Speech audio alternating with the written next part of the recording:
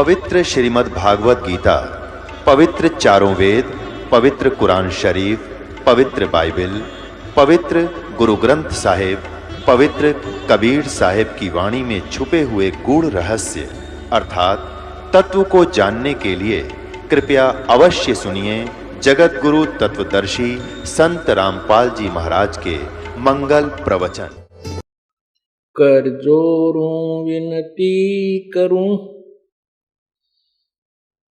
धरूं चरण पर शीस।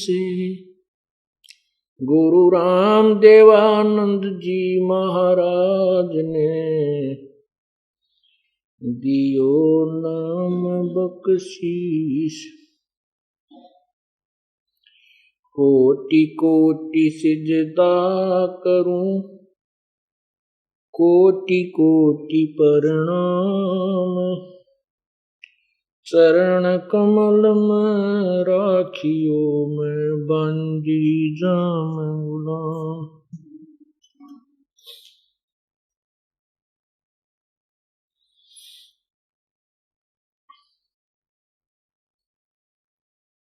जय इब के सतगुरु मिले,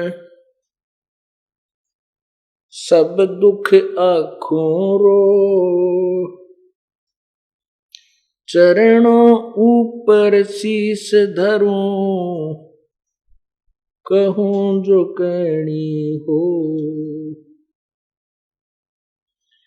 कबीर गुरु जी मिलेंगे, पूछेंगे कुशलात।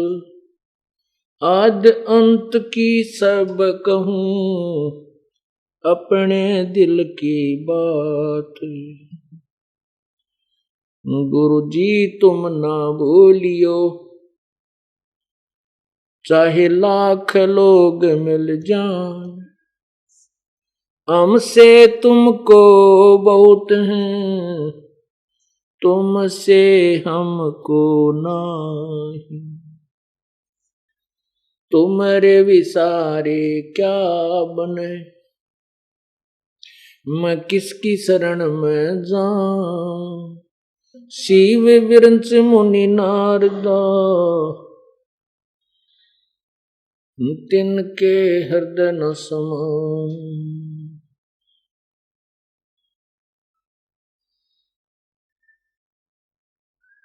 अवगुण किए तो बहुत किए, करत न मानी हार। बावे बंदा बख्श दियो, बावे गर्दन उतार। अवगुण मेरे बाप जी, बख्शो गरीब नवाज। जो मैं पूत कपूत हूँ, बर पिता को लाज।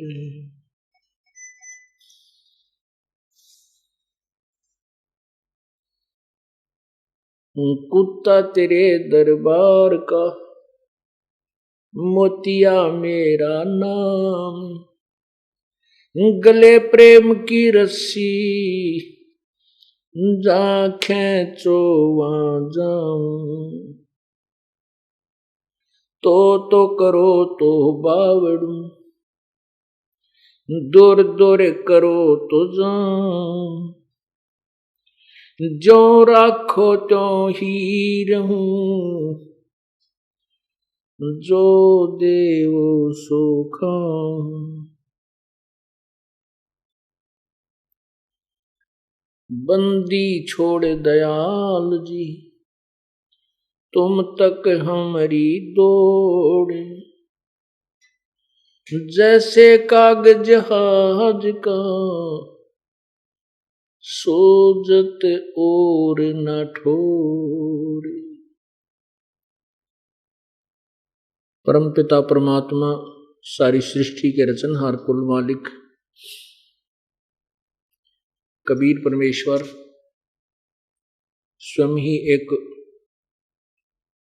तत्वदर्शी संत की भूमिका करते हैं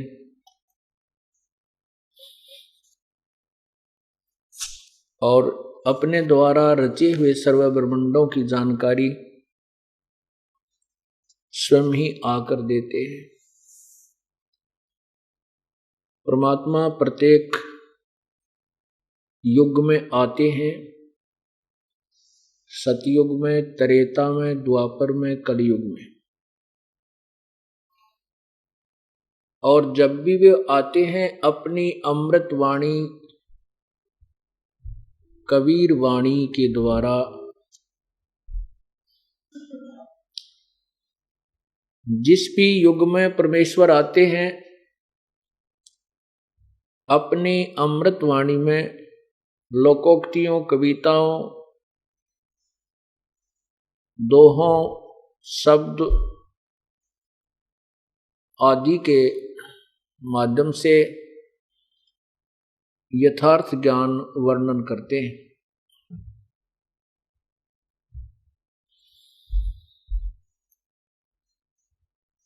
उसी परंपरागत, उसी सिलसिले में अपने नियमानुसार परमात्मा कलयुग के अंदर आज से लगभग 600 वर्ष पूर्व सन 1398 संवत 1455 ज्येष्ठ मास की पूर्णमासी को एक कमल के फूल पर आकर के शिशु रूप धारण किया था। और फिर वो बड़े हुए, लीला करते हुए उन्होंने फिर अपनी अमृतवाणी उस तत्व ज्ञान से परिपूर्ण उच्चारण की।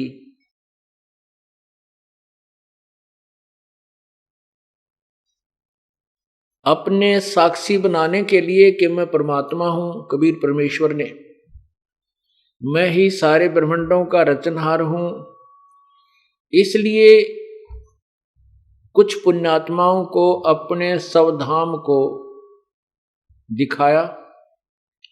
फिर उन पुण्यात्माओं ने अपनी आंखों देखा जो परमात्मा की महिमा, परमात्मा की कालोक और प्रभु की शक्ति, उन्होंने भी अपनी अमृतवाणी में वर्णन किया। परमात्मा ने किन किन को साक्षी बनाया? नंबर 1 धर्मदास साहिब जी, जो बांधवगढ़ के रहने वाले बहुत बड़े साहूकार थे, सेठ थे, रईस थे। एक मनुकदास जी,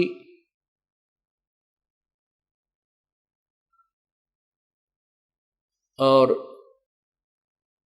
संत दादू साहिब जी, संत घीसा साहिब जी, संत नानक साहिब जी, संत गरीबदास साहिब जी, इन महापुरुषों को अपने निज स्थान को दिखाया। फिर उन्होंने भी अपने भगवान कबीर परमात्मा की महिमा और सर्व ब्रह्मांडों की रचना अपनी अमृतवाणी में साक्षी रूप में बोली, उच्चारण की। उन महापुरुषों की वाणी, अमृतवाणी भी लिपिबद्ध की गई जो आज हमारे पास उपलब्ध है, जिसमें उन्होंने प्रमाणित किया है कि वो कबीर परमात्मा है, जो काशी में जुलाहा रूप धारण करके धानक की भूमिका करके एक लीला की थी, वही पूर्ण प्रभु है। गुरु ग्रंथ साहिब में नानक साहिब जी की वाणी महला पहला, राग श्री, पृष्ठ 24-24, उसमें लिखा है कि नानक साहिब जी ने जब देखा सतलोक में परमात्मा को, और वही स्वरूप काशी बनारस में एक धानक जुलाहे की लीला कर रहा है, वहां कपड़ा बुनते हुए देखा। तब उन्होंने कहा था, नानक साहब ने कहा था, फाई सूरत मलुकी वेश, ए ठगवाड़ा ठगी देश, खरा सियाणा भोता भार, ये धानक रूप रहा करतार। नानक साहब कहते हैं कि ये ठगवाड़ा ठगी देश और खरा सियाणा भोता भार, ये धानक रूप रहा करतार। एक बहुत ही ज्यादा प्रेम जब हो जाता है, उसमें कंठ रुद्ध जाता है, और उस प्रेम के आत्म विभोर होकर के उस प्रेम में नानक साहब जी आंखों में पानी भरकर कहते हैं, ये खरा सियाणा भोता बार, फाई सूरत मुल्क की वेश, ये बहुत सुंदर जो शरीर है, सूरत है, सुंदर शरीर, सूरत शकल, ये जो मनमोहन सूरत सामने बैठी है, और यहां आकर के इसने यहां मुल्क वाले, अब यहां आकर के इसने जुलाहे का रूप धारण कर लिया, मेरे को मिले जिंदा महात्मा के रूप में, और सतलोक में देखा इसी को परमेश्वर रूप में। तब कहा था, फाई सूरत मुल्क की वेश, ए ठगवाड़ा ठगी देश, और खरा सियाणा भोता बार, ये धानक रूप रहा करता। अब उस समय नानक साहब की बात पर किसी ने विश्वास नहीं कहा कि धानक अर्थात ये जुलाहा रूप में जो कार्यरत है, ये पूर्ण परमात्मा है।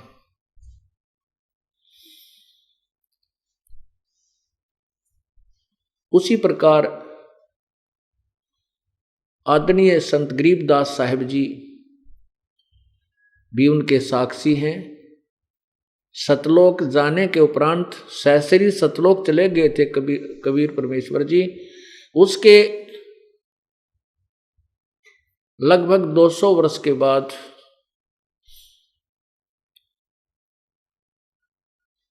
सतलोक से चलकर सहसरी राय जिंदा वाले ही स्वरूप में, जिंदा महात्मा, और गरीबदास जी की आत्मा को, गरीबदास जी के जीव को भी सतलोक लेकर गए। फिर सर्व ब्रह्मांडों की व्यवस्था दिखाई, ब्रह्मा विष्णु महेश के लोक दिखाए, और फिर उनको वापस शरीर में छोड़ा था। उसके बाद आदरणीय गरीबदास साहिब जी ने भी उस परमेश्वर कबीर जी की विशेष महिमा अपनी अमृतवाणी में गाई। ये गवाह बन गए। इस कलयुग में अब वो समय आ गया है कि पूरी पृथ्वी पर, पूरे विश्व में यदि कोई भगवान चाहने वाली आत्मा है तो इस भक्ति को करेगा, चाहे वो हिंदू है, मुसलमान है, सिख या ईसाई या जैनी, कोई भी है, जिसको परमात्मा की चाह है। और जिसने परमात्मा नहीं चाहिए वो तो पहले भी बहुत रहे हैं और आगे भी ऐसे भटकते रहेंगे। परमात्मा ने उसी समय जब वो प्रकट हुए थे, आज से 500-600 वर्ष पहले, अपनी अमृतवाणी में लिख दिया था धर्मदास, एक समय आएगा कलयुग में लगभग 5000 से ऊपर जब कलयुग चला जाएगा,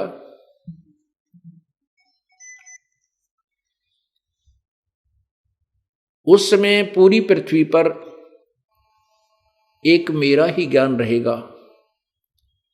पूरा विश्व यही साधना किया करेगा जो मोक्षदायक है। और साथ में ये भी कहा था धर्मदास जी को कि धर्मदास तो लाख दुहाई, ये सार ज्ञान कहीं बार ना जाई। एक सार शब्द है, एक सार ज्ञान है। सार ज्ञान कहो, तत्व ज्ञान कहो, क्योंकि परमात्मा ने तो धर्मदास जी को सब बता दिया था कि ब्रह्मा विष्णु महेश के माता पिता ये हैं, और ये जन्म मृत्यु के अंदर है, ये अविनाशी नहीं है, ये पूज्य नहीं है। ये भी किसी और परमात्मा की पूजा करते हैं, लेकिन ये भी असमंजस में है कि पूर्ण परमात्मा कौन है, इनको तत्व ज्ञान नहीं है। इसके लिए आप देखिएगा श्रीमद् देवी भागवत, श्रीमद् देवी पुराण, देवी पुराण, शक्ति पुराण, प्रथम स्कंद, गीता प्रेस गोरखपुर से प्रकाशित पृष्ठ 28-29 पर। गीता प्रेस गोरखपुर से प्रकाशित देवी पुराण प्रथम स्कंद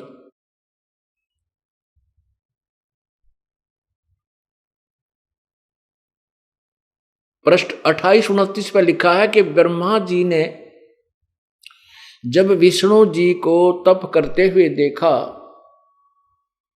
तो उन्होंने उनसे पूछा कि हे प्रभु, आप सारी जगत के मालिक हो, क्योंकि सब भ्रमित हैं ज्ञान में, किसी को पूर्ण ज्ञान नहीं है। आप ही सारी सृष्टि के रचनहार हो, आप ही सबके पालक हो, आप भी किसकी साधना करते हो?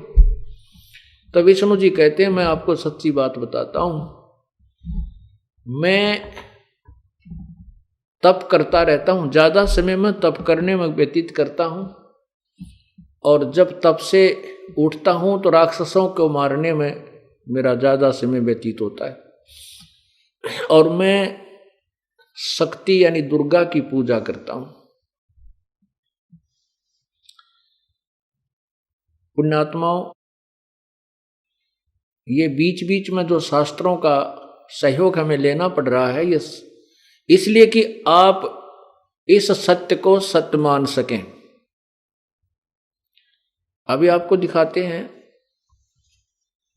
कि विष्णु जी खुद कह रहे हैं कि मैं दुर्गा की पूजा करता हूं, और मेरे विचार से इससे अतिरिक्त कोई भगवान नहीं है दुर्गा के अतिरिक्त। श्री विष्णु जी की स्टेटमेंट है ये श्री देवी पुराण यानी शक्ति पुराण में। ये देखिएगा, श्री देवी पुराण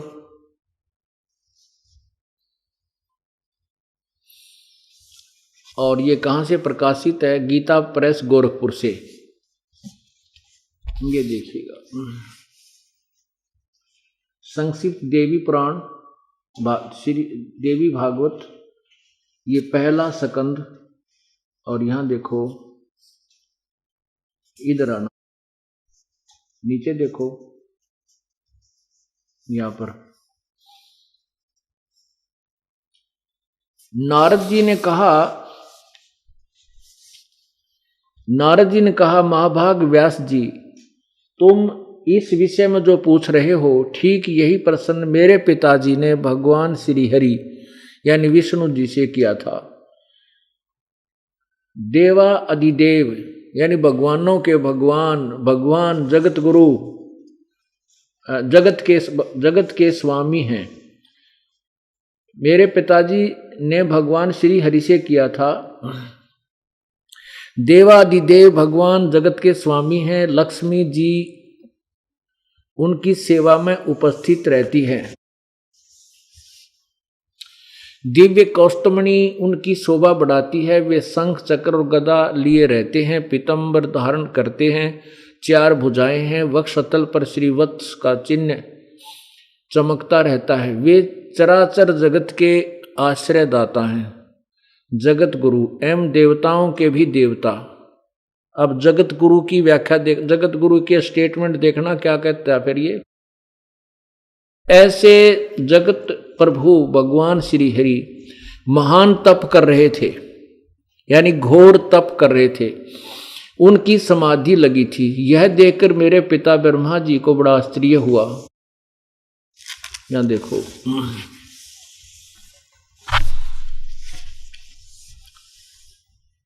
अतः उन्होंने उनसे जानने की इच्छा प्रकट की। ब्रह्मा जी ने पूछा, प्रभो आप देवताओं के अध्यक्ष, जगत के स्वामी और भूत भविष्य एवं वर्तमान सभी जीवों के एकमात्र शासक हैं।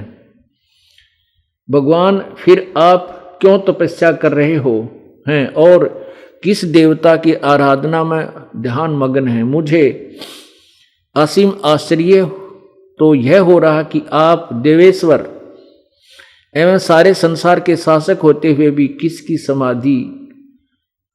हुए भी समाधि लगाए बैठे हैं। नीचे देखना, नीचे आने दे।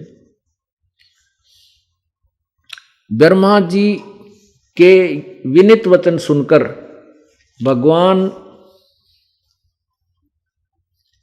श्री हरि उनसे कहने लगे, ब्रह्मन सावधान होकर सुनो।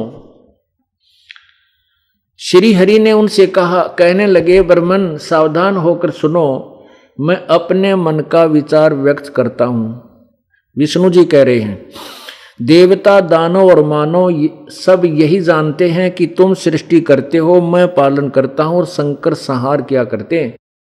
किंतु फिर भी वेद के प्रागामी पुरुष अपनी युक्ति से यह सिद्ध करते हैं कि रचने, पालने और संहार करने की यह योग्यता जो हमें मिली है, इसकी अधिष्ठात्री शक्ति देवी हैं। वे कहते हैं कि संसार की सृष्टि करने के लिए तुम में राजसी शक्ति का संचार हुआ है, मुझे सात्विक शक्ति मिली है और रुद्र में तामसी शक्ति का आविर्भाव हुआ है। यह शक्ति, उस शक्ति के अभाव से तुम इस संसार की सृष्टि नहीं कर सकते, मैं पालन करने में सफल नहीं हो सकता और रुद्र से संहार कार्य भी नहीं हो सकता, संभव नहीं। ब्रह्मा जी, हम सभी उस शक्ति के सहारे ही अपने कार्य में सदा सफल होते आए हैं। सुवर्त, प्रत्यक्ष और परोक्ष दोनों उदाहरण मैं तुम्हारे सामने रखता हूं, सुनो। यह निश्चित बात है कि उस शक्ति के अधीन होकर ही मैं, विष्णु जी कह रहे, मैं प्रलय काल में इस शेष नाग की सैया पर सोता और सृष्टि करने का अवसर आते ही जाग जाता हूं। मैं सदा तप करने में लगा रहता हूं, उस शक्ति के शासन से कभी मुक्त नहीं रह सकता। कभी अवसर मिला तो लक्ष्मी के साथ सुखपूर्वक समय बिताने का सौभाग्य प्राप्त होता है। मैं कभी तो दानवों के साथ युद्ध करता रहता हूँ, राक्षसों के साथ। अखिल जगत को भय पहुंचाने वाले दैत्यों का विकराल शरीरों को शांत करना मेरा परम कर्तव्य है। आगे देखना, मुझे सब प्रकार से शक्ति के अधीन होकर रहना पड़ता है। उन्हीं भगवती शक्ति का मैं निरंतर ध्यान किया करता हूं। मैं उस दुर्गा का ही ध्यान करता हूं और ब्रह्मा जी, मेरी जानकारी में इन भगवती शक्ति से बढ़कर दूसरे कोई देवता नहीं है। अब ये जगत गुरु की स्टेटमेंट है और ब्रह्मा जी इनको सर्वशक्तिमान, देवेश्वर, सब देवों के देव भगवान विष्णु को कितनी महिमा दे रहे हैं। और विष्णु जी वो जगत गुरु, यानी जगत गुरु का अर्थ होता सबको सच्चा ज्ञान देने वाला। तो भगवान विष्णु को जगत गुरु कहा गया और जगत गुरु जी कह रहे हैं कि मैं तो घोर तप करता रहता हूं और मैं दुर्गा शक्ति यानी देवी का ध्यान करता हूं और मेरे विचार में इस दुर्गा से ऊपर कोई भगवान नहीं है। अब पुण्यात्माओं, उन ऋषियों और महर्षियों को कहां से ज्ञान होगा जब इन भगवानों को ज्ञान नहीं, जिसको हम सर्वेश्वर, सर्वज्ञ, सबके जाननहार, भूत भविष्य वर्तमान के जाननहार माना करते थे। यदि ये स्टेटमेंट ये दास सीधा कह देता कि ब्रह्मा विष्णु महेश अल्पज्ञ हैं, इनको ज्ञान नहीं है आध्यात्मिक, तो बहुत ज्यादा भक्त आत्मा नाराज हो जाते हैं और शायद सत्संग सुनने भी नहीं आते जो नए नए आए हैं। और जब सामने ये प्रत्यक्ष देख लिया अपने सदग्रंथों में, फिर ये मन जो है सेट हो जाता है। जो बुद्धिमान होते हैं वो क्या करते हैं, देवी भागवत महापुराण का ये सकंद नोट करेंगे, पेज नंबर नोट करेंगे, फिर जा करके अपने घर में मिलाएंगे, अपने घर पर रखे सदग्रंथों से। और फिर उनको यही स्टेटमेंट मिलेगी, यहाँ कोई डुप्लीकेट थोड़ी बनाकर प्रचार किया जा रहा है, वही बाजार से खरीद कर हम लाए। फिर वो पुण्यात्मा स्तब्ध रह जाते हैं और अगली बार स्वयं तो आते ही आते हैं, दो चारों को और संग लेकर आते हैं कि चलो सच्चा ज्ञान है तो पृथ्वी पर सतलोक आश्रम बरवाला और करौथा में ही है। और ये ज्ञान दिया किसने है? पूर्ण परमात्मा कबीर परमेश्वर ने। इसी देवी पुराण में लिखा है कि सतयुग में ऋषि महर्षि जो होते थे वो वेदों के बड़े अच्छे ज्ञाता होते थे और वो देवी की पूजा करा करते। अरे तरह गजब। अब आपको ये तो विश्वास हो गया कि कबीर परमेश्वर के अतिरिक्त या उनसे परिचित संत जो उनको देख चुके आंखों से, उसके अतिरिक्त पृथ्वी पर किसी के पास ज्ञान नहीं है, कि वो कोरा अज्ञान ढो रहे हैं। आदरणीय गरीबदास साहिब जी की वाणी में आपको परमात्मा की महिमा सुनाते हैं।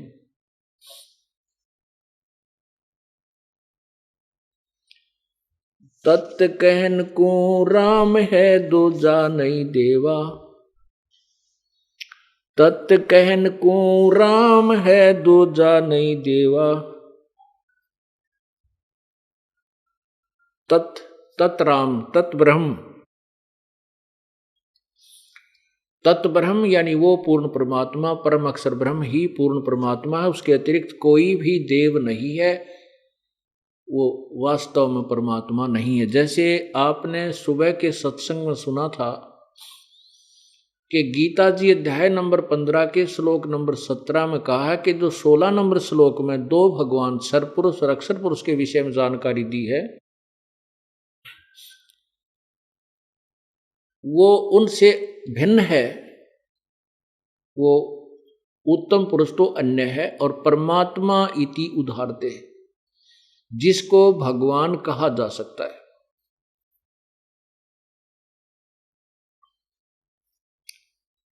अपुण्यात्मा विशेष एक एक शब्द जो होते हैं सदग्रंथों के, वो बहुत गहराई और रहस्य से भरे हुए होते हैं, उनको तत्वदर्शी संत ही बता समझा सकता है। जन साधारण या ये ऋषि महर्षि जिनको हम बड़े विद्वान माना करते थे, तो बिल्कुल बालकांते भी गए गुजरा ज्ञान था इनका। ये भक्ति मार्ग से कति अपरिचित थे। हठ योग, सिद्धियां प्राप्ति करना, इनका यही अज्ञानता का मार्ग था। इसी कारण से ये हुआबाई का ज्ञान जनता को देकर चले गए। अब इसमें गीता अध्याय नंबर 15 के श्लोक 17 में कहा कि उत्तम पुरुष है तो अन्य परमात्मा इति उदाहरते।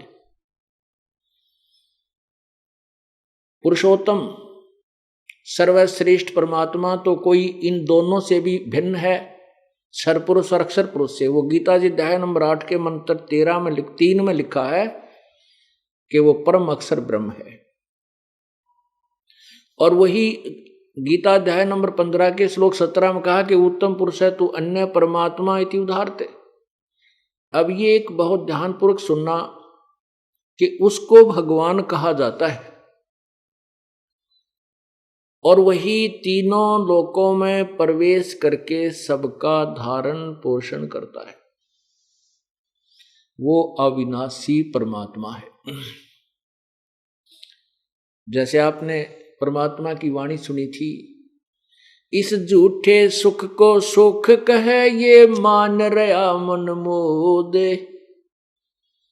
ये सकल चबीना काल का कुछ मुख में कुछ गोद।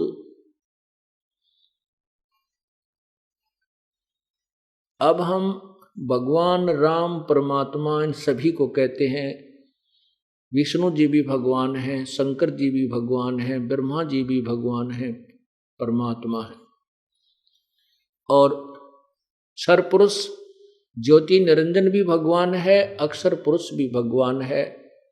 और अब गीता जी अध्याय नंबर 15 के श्लोक 17 में स्पष्ट किया है कि वास्तव परमात्मा उसी को कहते हैं, वो परम अक्षर ब्रह्म परमात्मा है। इनको भी हम भगवान कहते हैं। इनको भी स्वामी, भगवान माने स्वामी, मालिक, प्रभु, ईश, गॉड, अल्लाह, खुदा, ये उसी परमेश्वर के पर्यायवाची और भाषा भिन्न नाम है। श्री विष्णु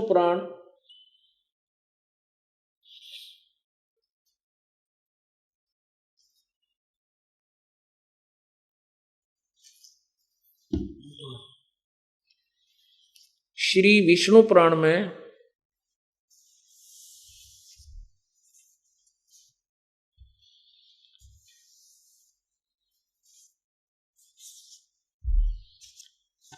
श्री विष्णु पुराण में कहा है कि विष्णु जी का प्रथम रूप तो पुरुष है, पुरुष माने प्रभु। वो फर्स्ट इंप्रेशन तो लगे है जैसे भगवान जैसा है। अब यहां विष्णु जी, विष्णु पुराण में इस काल को विष्णु कहते हैं, कहा, क्योंकि ये अपने वास्तविक रूप में जो गीता जी का ज्ञान देते समय अर्जुन को जो वास्तविक रूप दिखाया कि मैं काल हूं, मेरा ये स्वरूप है, गीता जी के अध्याय नंबर 11 के श्लोक 32 में, और 47-48 में श्लोक में कहा है अध्याय 11 के में कि अर्जुन ये मेरा जो काल रूप है तेरे अतिरिक्त पहले किसी ने नहीं देखा, और ना किसी वेदों से, और ना कोई आगे देख सकता, और ना किसी क्रिया से, ना वेदों से, ना जप तप से, ना किसी यज्ञ से मेरे इस रूप को नहीं देख सकता। गीता जी अध्याय नंबर 7 के श्लोक 24-25 में स्पष्ट किया है कि ये मेरा एक अटल नियम है, अविनाशी नियम है कि मैं कभी अपने यथार्थ रूप में किसी के सामने नहीं आता, अपनी योग माया से छुपा रहता हूं। उसी के लिए ये काल क्या करता है, किसी को विष्णु रूप में दर्शन देता है, किसी को ब्रह्मा रूप में दर्शन देता है, किसी को शिव रूप में दर्शन देता है। इसलिए ये ऋषिजन भ्रमित होकर के इसी काल के पुत्र विष्णु या शिव या ब्रह्मा को ही भगवान और सर्वशक्तिमान मानन लागे। अब यहां विष्णु पुराण का वक्ता ने विष्णु को यानी उस काल को ही विष्णु मानकर उसकी महिमा कही, और आगे चल के इसी में कहा कि उस विष्णु, ब्रह्मा, विष्णु, महेश से और परमात्मा है, और उससे उस अन्य परमात्मा है जो यहाँ का कंट्रोलर है। और फिर बताया है कि इस ब्रह्मा, विष्णु, महेश और प्रकृति से और काल ब्रह्म से भी एक और परमात्मा है। ऐसे ये उलझ पुलझ ज्ञान इनके पास था। यहां पर ये विष्णु जी को, उस काल को विष्णु कहकर संबोधित कर रहा है श्री विष्णु पुराण का वक्ता श्री पाराशर ऋषि। इसमें कहा कि विष्णु जी का प्रथम रूप तो भगवान है, पुरुष है, और उसका परम रूप काल है। काल उसका परम रूप है। ये देखिएगा श्री विष्णु पुराण गीता प्रेस गोरखपुर से प्रकाशित, श्री विष्णु पुराण नीचे देखिएगा, श्री गीता प्रेस गोरखपुर से प्रकाशित, इसके अध्याय नंबर 2, ये देखिएगा अध्याय नंबर 2, ये है अध्याय नंबर 2, और पृष्ठ इधर देखना, ये प्रश्न नंबर 4, और नीचे इधर देखना,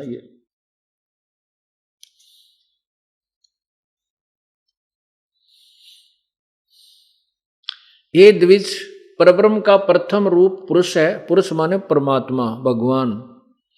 अव्यक्त और व्यक्त उसके अन्य रूप हैं। और देखना, तथा काल उसका परम रूप है।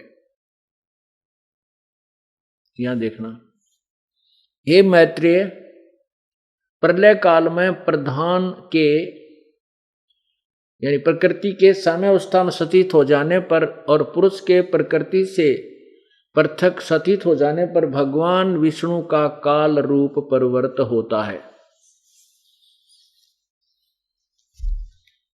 अब क्या है कि यहां एक ब्रह्मांड में जब प्रलय हो जाती है, ये काल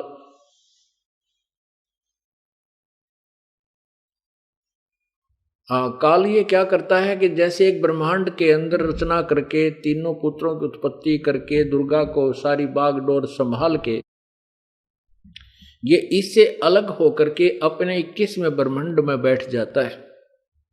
वह इसके ये अपने काल रूप में विद्यमान रहता है और नीचे के लोकों में आता है तो ये अपना शरीर बदल लेता है। अभी आपने श्री विष्णु पुराण अध्याय नंबर 2 प्रश्न नंबर 4 पर पढ़ा कि श्री विष्णु जी का प्रथम रूप तो पुरुष है, पुरुष माने प्रभु। ये भगवान जैसा लगता है और काल इसका परम रूप है। काल इसका असली रूप है, सही रूप तो इसका काल है और वैसे ही वो भगवान जैसा दिखाई देता है। अब जो दास आपको प्रूव करना चाहता था पवित्र गीता जी अध्याय नंबर 15 के श्लोक 17 को कि उत्तम पुरुष तु अन्य परमात्मा इति उदाहरते। पुरुषोत्तम यानी श्रेष्ठ भगवान, वास्तव में सही भगवान तो कोई क्षर पुरुष यानी ब्रह्म, अक्षर पुरुष अर्थात परब्रह्म से भी अन्य है, कोई और है। परमात्मा इति उदाहरते। एक बार पवित्र गीता जी के इस श्लोक को भी आप अपने नैनों से देखिए, फिर बहुत ही ज्यादा दृढ़ता से आपके अंदर समा जाएगा और फिर सत्संग का आनंद अधिक आएगा। ये देखिएगा पवित्र गीता जी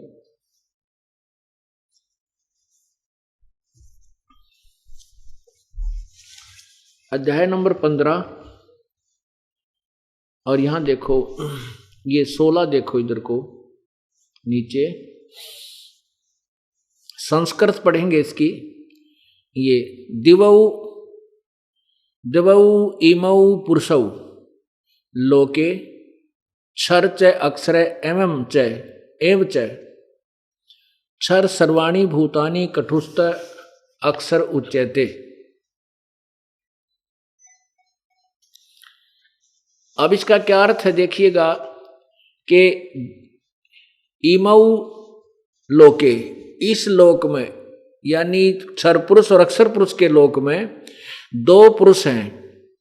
ये इमौ लोके, इस लोक क्षर पुरुष और अक्षर पुरुष का जो लोक है ये पृथ्वी वाला लोक कहलाता है। वेदों में निर्णायक ज्ञान है इसका। तो यहां बताया कि इस पृथ्वी वाले लोक में दो प्रभु हैं। पुरुषौ माने द्वौ माने दो, पुरुषौ माने प्रभु हैं। ये भी परमात्मा यानी भगवान कहलाते हैं, परमात्मा कहलाते हैं। क्षर पुरुष और अक्षर पुरुष,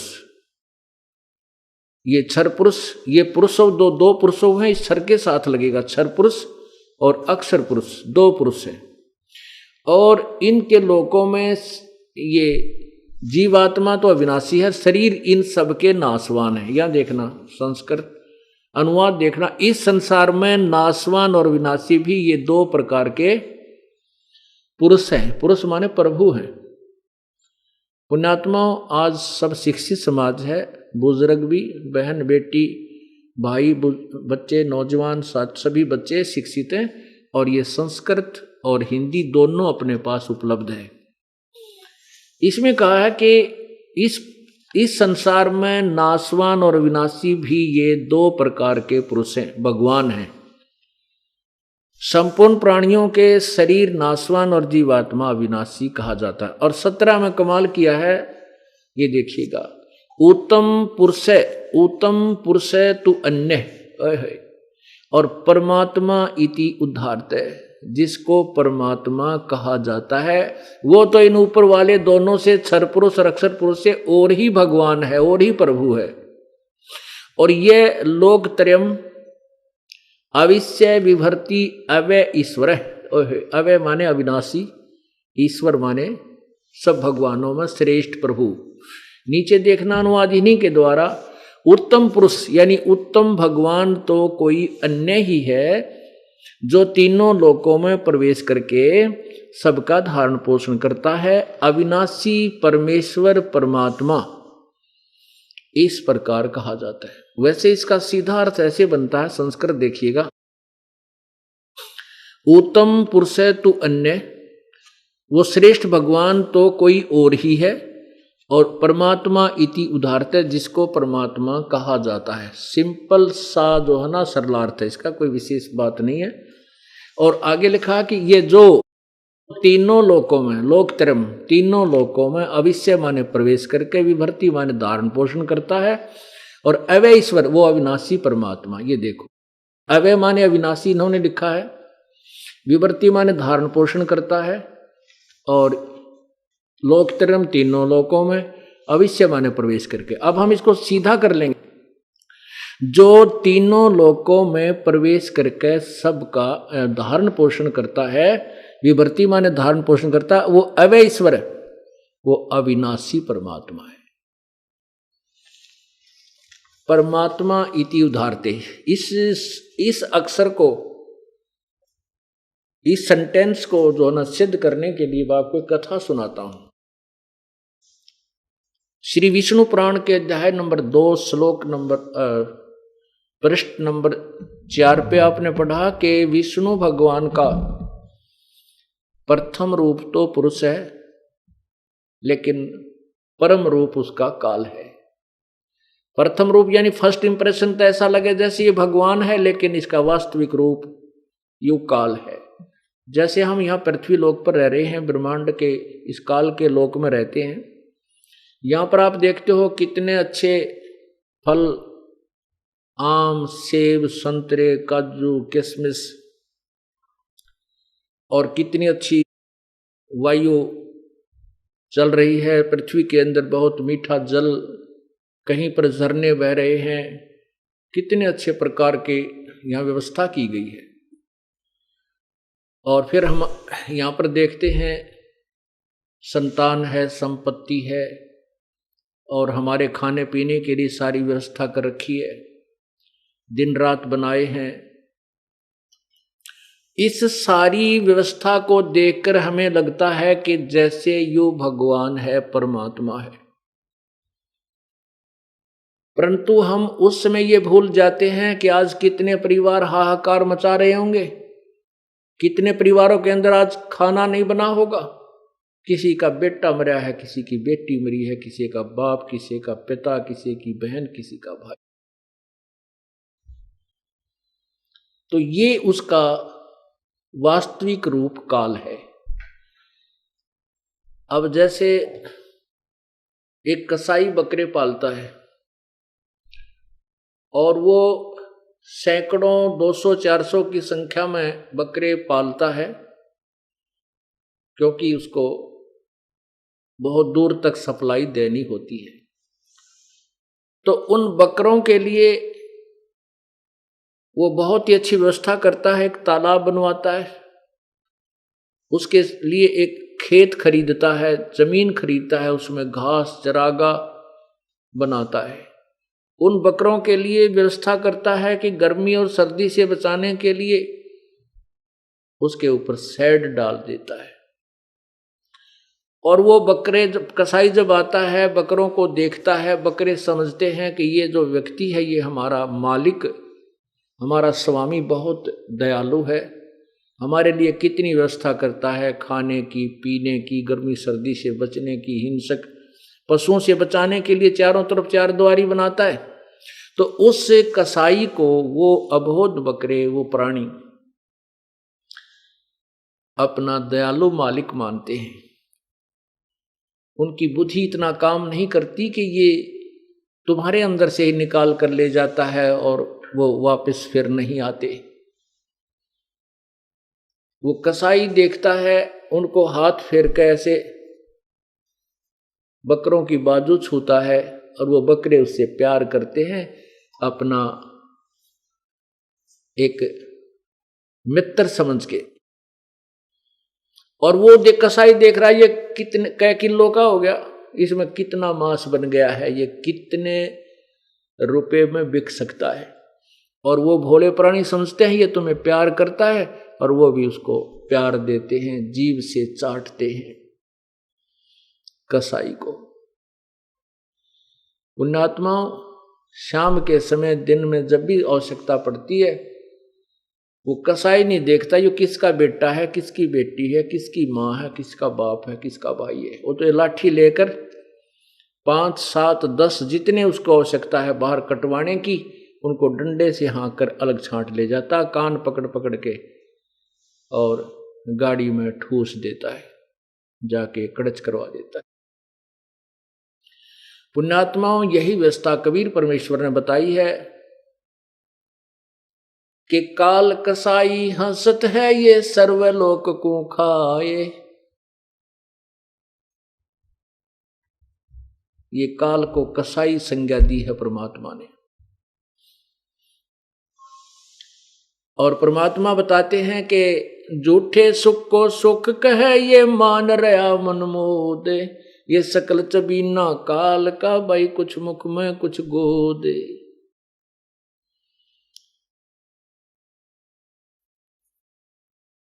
परमात्मा का अर्थ होता है वास्तव में भगवान उसे कहते हैं जो हमें खाने पीने की व्यवस्था सब सुविधा फ्री दे और कोई कष्ट नहीं देता, उसको परमात्मा कहा जाता है। इसलिए गीता जी अध्याय नंबर 15 के श्लोक 17 में कहा है कि उत्तम पुरुष है, श्रेष्ठ भगवान, सही भगवान तो कोई और है और वही परमात्मा कहा जाता है। उसको ही भगवान, उसी को परमात्मा, श्रेष्ठ आत्मा, परमात्मा का अर्थ होता श्रेष्ठ आत्मा। और वही तीनों लोकों में प्रवेश करके सबका धारण पोषण करता है। वो अव्यय ईश्वर है, वो अविनाशी परमात्मा है। अब देखो पुण्यात्माओं, एक पॉइंट को क्लियर करने के लिए, एक कंसेप्ट को क्लियर करने के लिए कितने उदाहरण, कितने सदग्रंथ, कैसी स्टेटमेंट आपके समक्ष प्रस्तुत की जाती है ताकि आपका वो अज्ञान रूपी अंधकार दूर हो सके। हमने बहुत समय से, सैकड़ों से, हजारों वर्षों से, लाखों वर्षों से इस अज्ञान को घोट रखा है और अब ये परमात्मा का सूर्य उदय हो रहा है उस तत्व ज्ञान का। तो इसको आपके हृदय में समाने के लिए सभी सदग्रंथों का सहयोग लेना पड़ता है। जिन सदग्रंथों पर आप पूर्ण रूप से आधारित हैं, जैसे पवित्र हिंदू समाज के श्रद्धालु पवित्र चारों वेद, पवित्र श्रीमद् भगवत गीता, पवित्र 18 पुराण और पवित्र महाभारत आदि सदग्रंथों को एक एथेंटिक यानी बहुत ही प्रमाणित सदग्रंथ मानते हैं। उधर से पवित्र ईसाई धर्म के श्रद्धालु पवित्र बाइबल को अद्वितीय शास्त्र मानते हैं। इसी प्रकार मुसलमान धर्म के श्रद्धालु, पवित्र मुसलमान धर्म के श्रद्धालु पवित्र कुरान शरीफ को बहुत ही प्रमाणित शास्त्र मानते हैं। ऐसे ही पवित्र सिख धर्म के श्रद्धालु श्री गुरु ग्रंथ साहिब को एक प्रमाणित शास्त्र मानते हैं। इसलिए ये दास उन प्रमाणित शास्त्रों को ही सबके समक्ष रखता है कि तुम जिसको सत्य मानते हो कि उसमें जो लिखा सही है, वही सही ज्ञान ऐसा है, आपको वो ज्ञान प्राप्त नहीं है अपने ही खजाने से, अपने ही सदग्रंथों से आप परिचित नहीं है।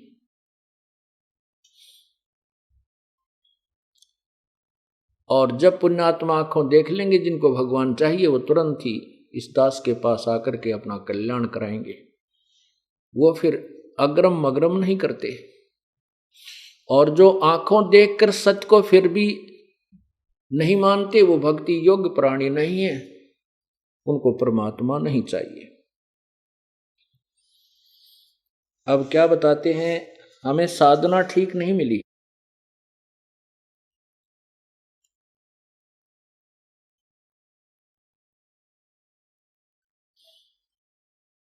इस कारण से हम अभी तक भ्रम भटक रहे हैं।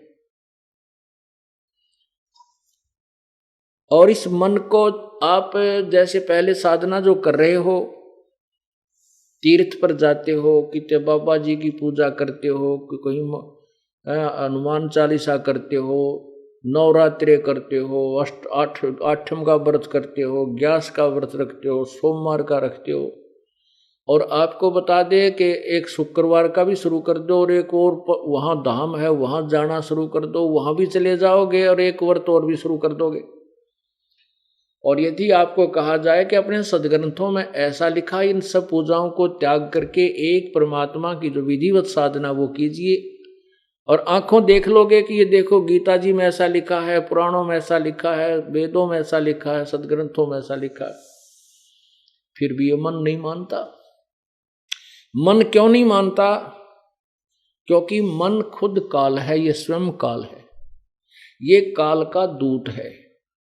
आत्मा इसके साथ संयोग कर दिया, आत्मा को ये भ्रमित रखता है, ये डराता रहता है, ऐसे करेगा तेरे बालक मर जाएंगे, ऐसे करेगा तेरे को नुकसान हो जाएगा।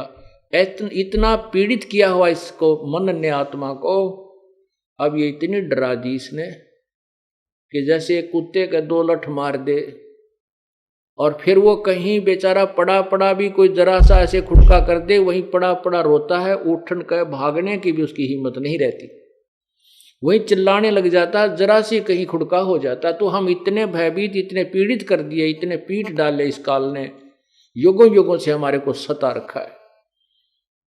और अब हम इतने डर गए हैं कि कहीं इन पूजाओं को छोड़ दें और हम हमारे हानि हो जाए।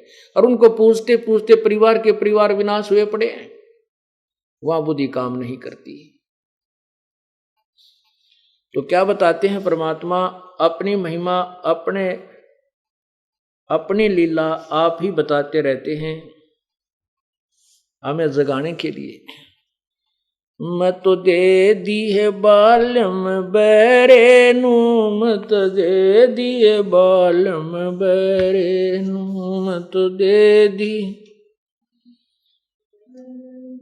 मत दे दिए बालम बैरे नू, मत दे दिए बालम बैरे नू, मत दे दिए।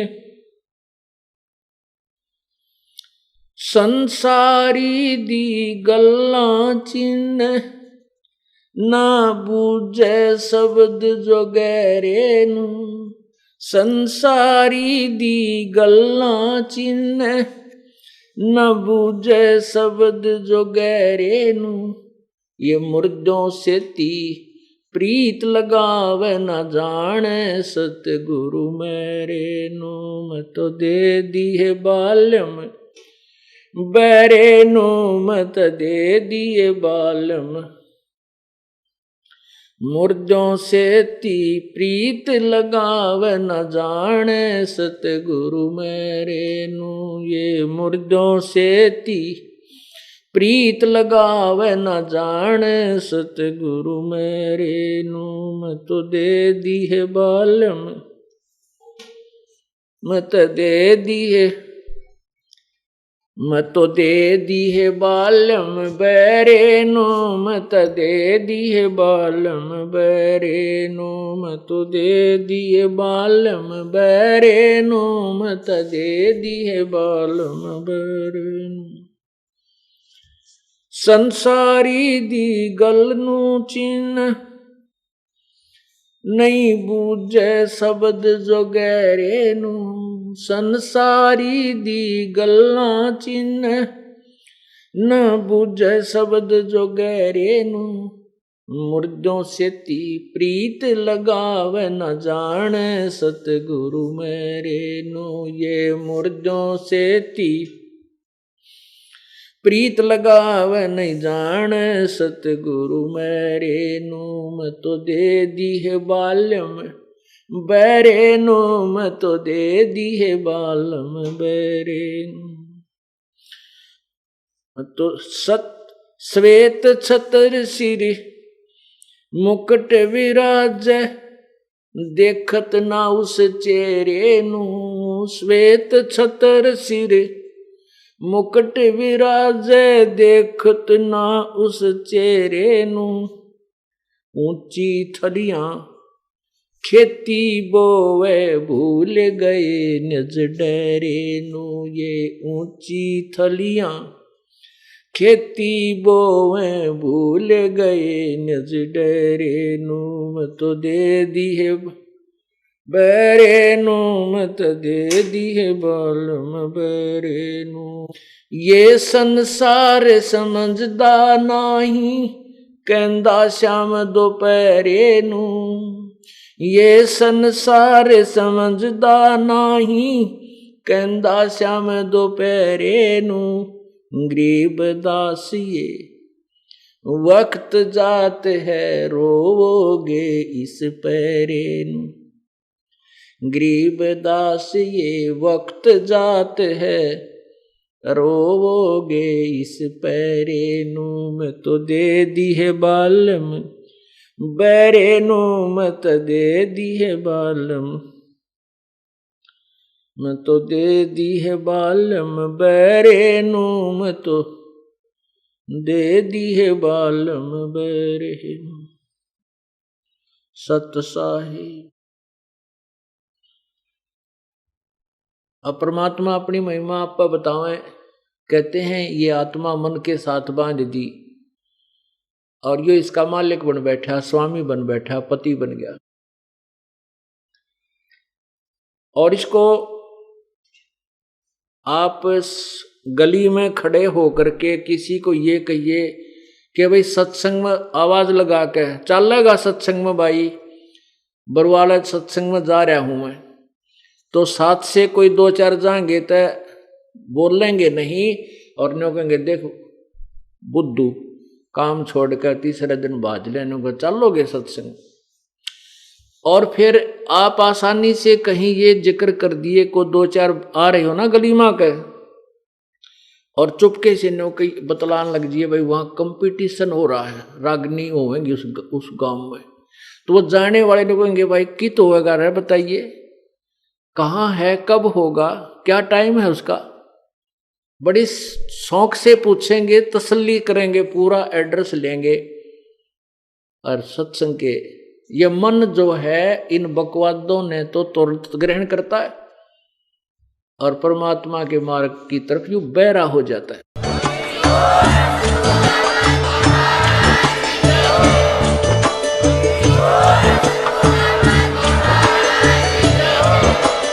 आप सुन रहे थे जगत गुरु तत्वदर्शी संत रामपाल जी महाराज जी के मंगल प्रवचन। अधिक जानकारी के लिए विजिट कीजिए हमारी वेबसाइट www.jagatgururampalji.org। संत रामपाल जी महाराज जी के शुभ आशीर्वाद से पूरे विश्व भर में 500 से भी ज्यादा नाम दीक्षा केंद्र हैं, जिन पर संत रामपाल जी महाराज जी द्वारा ऑनलाइन निःशुल्क नाम दीक्षा दी जा रही है। अपने नजदीकी नाम दीक्षा केंद्र का पता करने के लिए संपर्क करें 8222880541।